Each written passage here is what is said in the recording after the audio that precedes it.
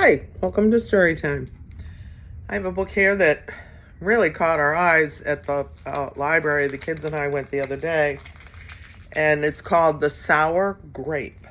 Jory John and Pete Oswald. Let's see what this is all about. I'm a grape, a sour grape. Grr. If somebody upsets me, I'll remember it. If somebody wrongs me, I won't forget it. If somebody insults me, I'll never ignore it. Nope. There he is, the sour grape. See that banana over there? That banana slipped and bumped into me, so I'm holding a grudge. See that orange? That orange didn't call me back for a week. Grudge. See that lime? That lime borrowed my scarf and never returned it. Grudge. I suppose I've got pretty thin skin for a grape. Nobody steps on this grape. Grr. Granted, it wasn't always this way. See, the banana, the orange. Yeah, he's not happy. Not happy. I grew up in a close-knit bunch. There were about 3,000 of us in our little community. We were sweet to each other. You look nice today. So do you. No, you do. There's his community. We all lived on a vine. Sure, it was a bit claustrophobic, especially when we were trying to get ready in the morning. Are you done in there? Come on. But my family was ripe with humor, goodwill, and warmth. We did our best with what we had. Are you going to finish that? See? Everybody getting along, no grudges to be seen. None. My grandparents visited on the weekends. We'd stroll in the sun and they'd teach us what they knew. They said that it takes a bunch to raise a seed. They said that good grapes roll their own way in life. They told us to be kind, forgiving, considerate, and grateful. Or grateful, my grandpa said with a wink. Above all, no matter what life throws at you, and there will be a lot, try to stay sweet. My grandma said, "Indeed," we said in response. Yep, teaching them all the wisdom. And for a while, I was the sweetest of the sweet. I said, please. I said, thank you. I brushed aside life's little annoyances. I knew how good I had it. But then one day, something changed in me. Oops. Haha, no problem at all. Look, he's like, okay, mustard, we got this. It was my birthday. I had rigorously and vigorously planned a big party for weeks. I'd sent out invitations with the date prominently displayed. Get this, I had a Ferris wheel, a magician, and hay rides. I had snacks upon snacks upon snacks. The highlight of the party, though, was a firework display, which would happen at sundown.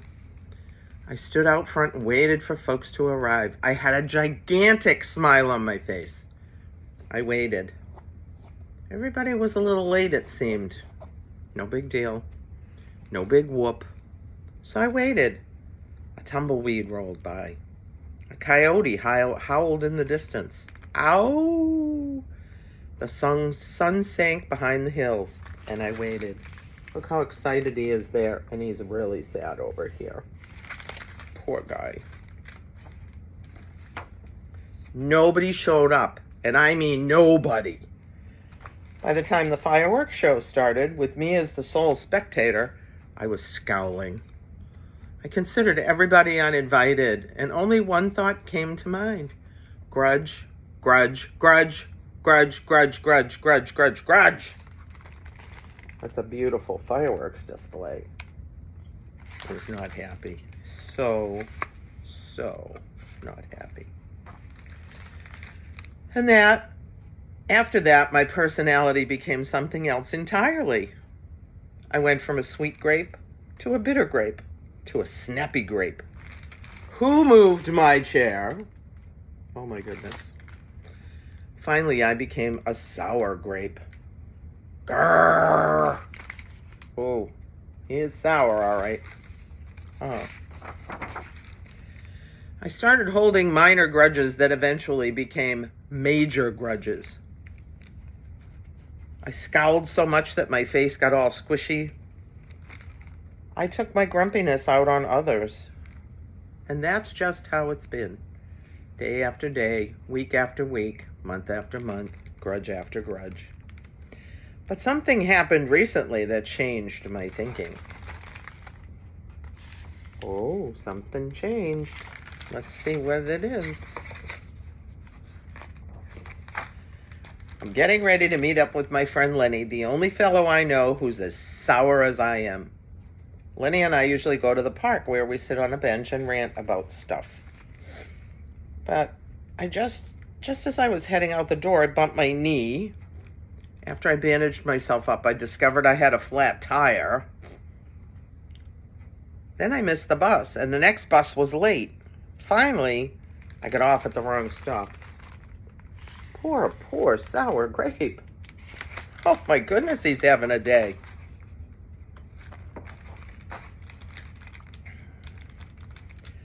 By the time I arrived at the park, it was getting dark. Lenny was fuming and furious with a frown and a furrowed forehead. His face looked all squishy. We agreed to meet at exactly 4 o'clock. You're 3 hours late. I tried to explain why I was so tardy, but Lenny wouldn't listen. He'd already made up his mind. He'd formed a huge grudge and he wouldn't budge. I couldn't believe it. How unfair, I thought. How ridiculous, I thought. How similar to the way I would react.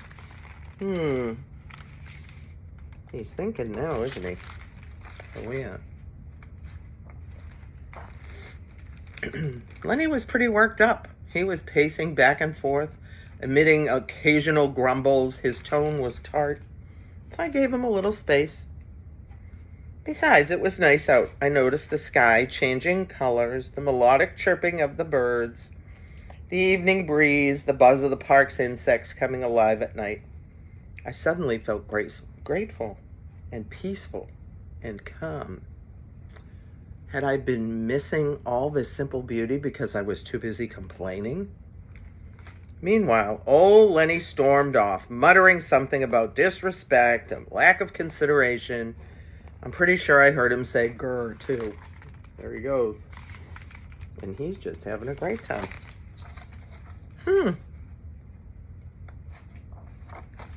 I walked home. I pulled out a dusty box from out from under my bed. There were old family photos inside. I spotted myself in one of the pictures. I was so sweet. I knew that little grape from the photo was still a big part of me deep down. It would just take some work to get back there again. You see that? Yep, with Grandma and Grandpa. And that was the exact moment I found the invitation I had sent out for my infamous birthday party. The one where nobody showed up. It said May 31st. But wait a minute. Here, my birthday was on May 21st. Alas, I'd told everyone to come on the wrong day. Gulp. It was all my fault. I realized nobody's perfect. Not even me. Oh my goodness, it was his mistake. That happens sometimes. After that day, I started noticing other things too. Like how remaining sour all the time is so draining. I'd wasted so much energy holding grudges when I could have easily cleared the air if I'd felt hurt. And yes, I still get upset from time to time, but that's okay. Because now I talk, and I listen, and I work things out instead of just walking away. See that? That's how you do it. My sourness is fading. I'm letting go of all my grudges, and hey, it's working. Slip-ups happen. I'm just glad you're okay. Aw, thanks. The scarf looks sublime on you. Why don't you keep it? Really? You're the best. Oh, see, he's making up to everybody. Aren't you glad we got to catch up? I'm so grateful that we did. The orange and the grape. That was cute. A little play on words there. Sure, sometimes I still let out a little grr when I'm frustrated, like this, grr. But then I move on. My face is less squishy too. I would grr at that. Yep. The umbrella goes inside out in the rain. That's a grr moment. Oh, and don't worry. Things are okay with Lenny again. Gosh, sorry I'm late. You must be furious. No big deal, my friend. Look at that. Turned it right around. You know what? If you look at things in the right sort of way, and if you remember to be kind, considerate, forgiving, and grateful, life really can be pretty sweet. Yes, indeed. And he got to celebrate his birthday. That was really a great book.